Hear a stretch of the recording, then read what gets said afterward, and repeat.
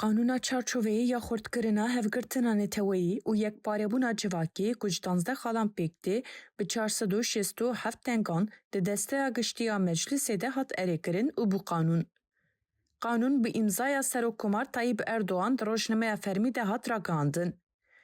Ji bo sepandina qanûn dêlbenda rapora teyîd û tespîtê ya desteya ewleyî ya netewî bê sekinandin û piştî rapora MGK qanûn dê bikeve dewrê.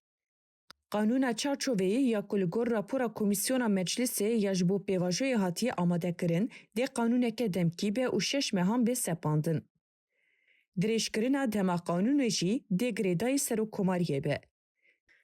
Piştî qanûna çarçoveyî dê vê carê li gor xala heftan a rapora Komîsyona Meclisê gavên demokratîk û serrestkirinên qanûnê bên kirin.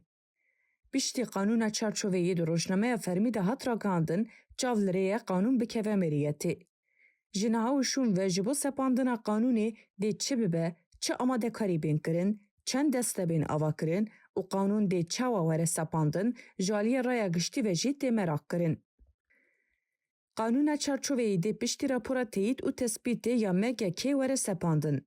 Ji bo sepandina qanûnê heta niha demek nehatiye diyarkirin. Lê di meha çotmehê de bi serokiya Serokkomarê AKP Erdoğan MGK bicive. Tê gotin ku di wê civînê de MGK dê rapora teyîd û tespîtê radestî Serokkomar Erdoğan bike û piştî vê raporê di meha çotmehê de qanûn dê têkeve dewrê. Ji aliyê çavkaniyên di nava pêvajoyê de ne jî ji bo pratīkkirina qanûnê qala meha cotmehê tê kirin.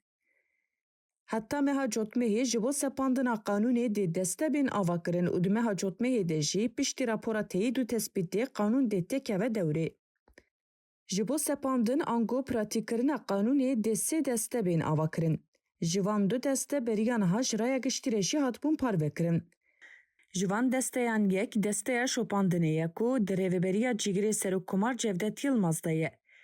Ew deste dê bi 8 kesan pêk were. Cîgirê Serokkomar Cevdet Yılmaz piştî qanûn di rojnameya fermî de hat ragihandin diyar kir ku wan desteyê ava kirine û Wezaret û Saziyên Dewletê yên di desteyê de cih bigirin dest bi xebatan kirine. Di vê desteyê de Wezaretên Dadê, Karên Navxweyî, Karên Derve û Parastinê jî cih digirin. Her wiha Sekreterê Giştî Serokkomar, Sekreterê Giştî MGK û Serokê Mîtê İbrahim Kalın jî di vê desteyê de cih bigire. Her wiha Cevdet Yılmaz ragihand ku ew civîna xwe ya yekem di 24 Tebaxê de roja duşemê li dar bixin û di vê civînê de dê li gor pêdiviyan komîsyon bên avakirin.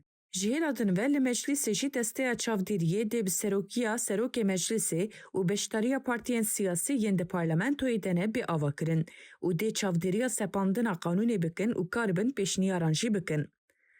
Her wiha desteya şopandinê ya di serokatiya Cîgirê Serokkomar Cevdet Yılmaz de bê avakirin dê têkildarî xebatên sepandina qanûnê her tim desteya çavdêriyê ya meclisê agahdar bike.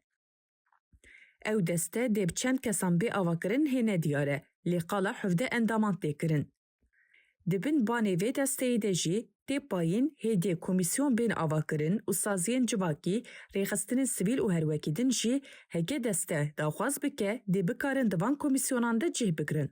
Her wiha desteyek jî dê ji aliyê tevgerê ve bê avakirin û li gor çavkaniyên pêbawer dê Abdullah Öcalan jî wek koordînatörê aştî û siyasî di vê desteyê de cih bigire.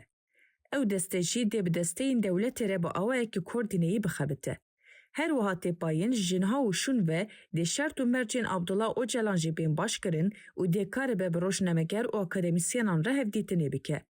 Şandeya Dem Partiye ya İmraliyê, ya ku ji parlamenter Pervîn Buldan û Mithat Sancar Pêktî di nava hefteyê de bi Serokkomar Tayyip Erdoğan re hevdîtin kirin û çav li rêya ku di nava van rojan de biçin girava İmraliyê û bi Abdullah Öcalan re hevdîtinê bikin.